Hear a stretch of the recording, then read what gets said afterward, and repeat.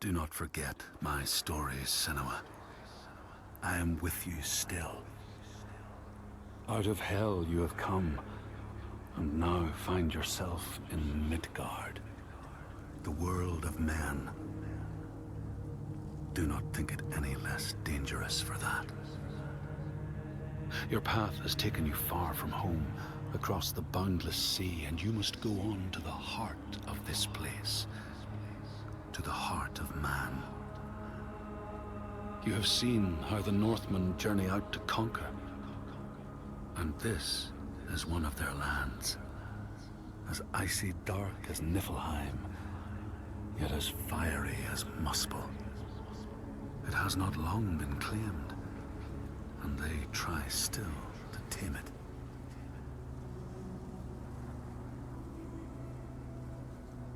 The Skald's verse speaks of a man called Grettir the Strong.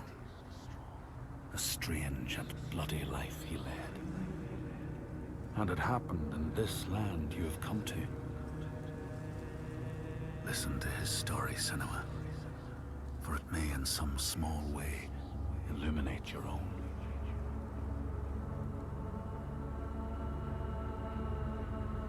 The Skalds say that in Grettir's time, a nearby farm was plagued by hauntings. A shepherd called Glamour was killed by some evil force, found dead in the snow, bloated and black. His body could not be taken to burial, because he was held fast to the ground. So it was left. 3 days after his death, the body was missing.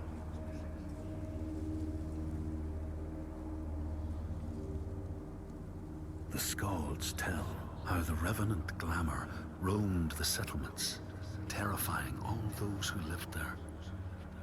Each one he killed, in turn, rose to walk beside him. Thus, evil begets evil.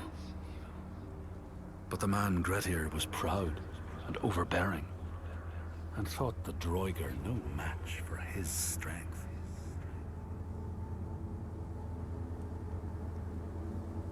The Skalds say that Grettir fought and killed the Droiger Glamour, but not before Glamour had cursed him.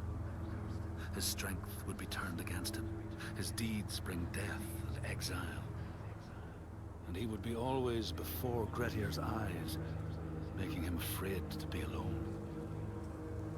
He saw all sorts of phantoms wherever he looked, and thus people who see things that aren't there are said to have Glamour's eyes.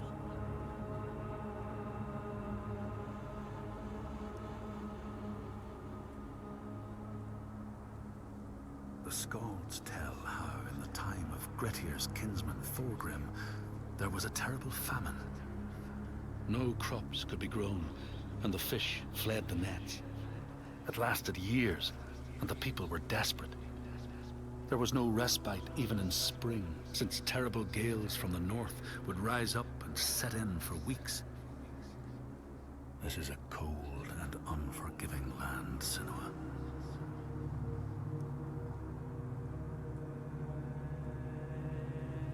In the time of famine, at the place known as Rifskar, Thorgrim found a huge finback whale, beached and dead.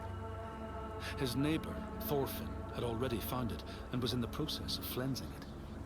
But Thorgrim claimed it as his own.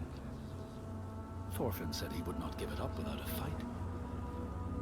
If that's what you want, Thorgrim said, let it be so.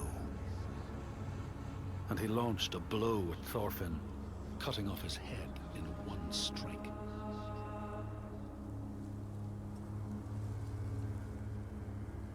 The Skalds say that the neighbors fought, armed only with the knives and axes they had brought to cut up the whale, even picking out the whale ribs to beat down their enemies.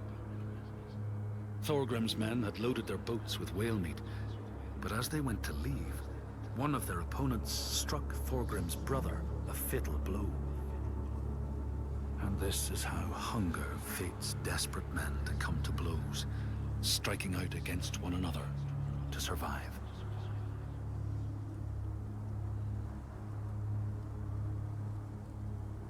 Skalds speak of the time Grettir, traveling with some others, ran into rough weather and docked their boat on an island.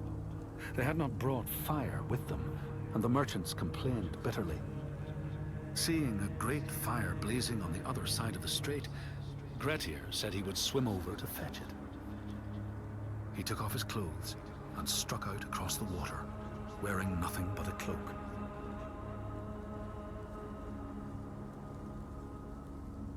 When Grettir came to the farm where the fire was burning, all was peaceful. By the time he reached them, his cloak was frozen stiff, and he looked like nothing more than some huge troll. The frightened farmhands struck out at him with the first things to hand, the burning logs from the fire. Grettir fought them off and got the fire he sought. But the sparks from the logs spread fire all over the house, and nobody survived the blaze.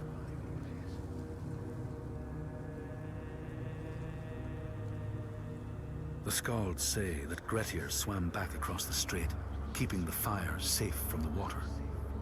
His friends applauded Grettir's bravery, but when word spread about the massacre at the farm, people took against Grettir. Nobody wanted anything to do with him, and when the news reached the Althing in the summer, Grettir was pronounced an outlaw. All doors would hence be shut to him.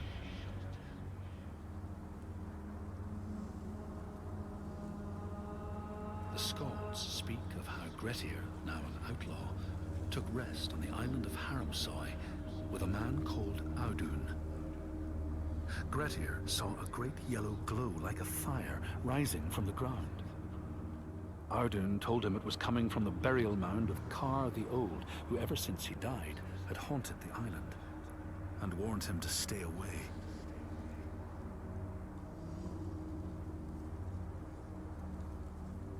The Skalds say Grettir wanted the sword that was buried in Kar's How, and would not be deterred from seeking it.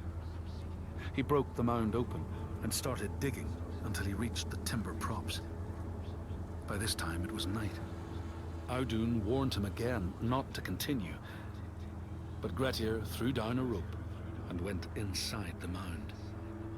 No light penetrated it, and it reeked of death. But he persisted in exploring.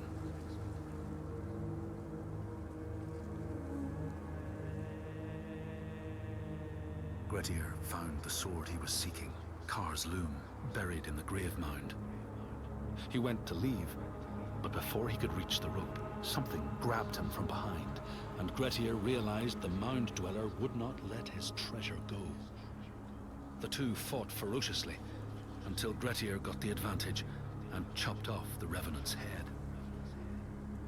But Kar's loom would prove his undoing, fated to be the sword that killed him.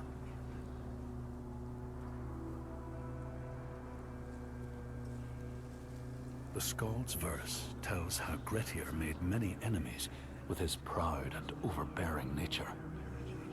Always quick to anger, his strength and fighting prowess meant that even the most trivial of quarrels met a fatal end. The kinsmen of those he killed or maimed were angry, and because he was an outlaw, no one was allowed to help him.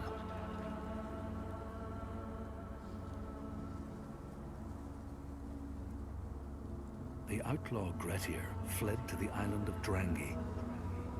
His enemies knew he was there, but he was still so strong and fierce, nobody could shift him. Thorbjorn, first among his foe, sent his foster mother to see Grettir. She was a Seithkona, and very wily. She enchanted a tree branch and sent it to wash up on Drangi. Grettir tried to cut it up for firewood, but his axe flew back and struck him in the leg. The wound blackened and festered, and Grettir feared his time was close.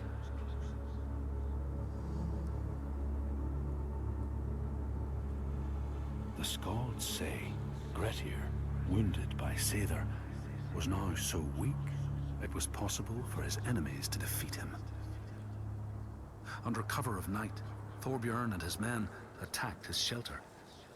They tried to disarm him, But he clung so firmly to his sword, Kar's loom, that they had to cut off his arm to get it free. Then they used his sword to cut off his head, and the land's mightiest outlaw was dead.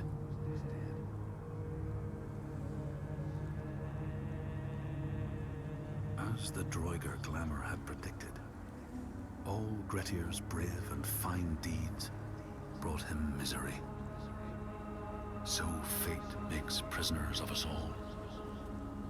But it was Grettir's nature that made him fight the Droigar, and Grettir's nature that led to blood feud and exile. So what is truly our prison, Senua? Is our path ordained, and we powerless to change it? Or do we blame uncertain powers for what we ourselves ordain?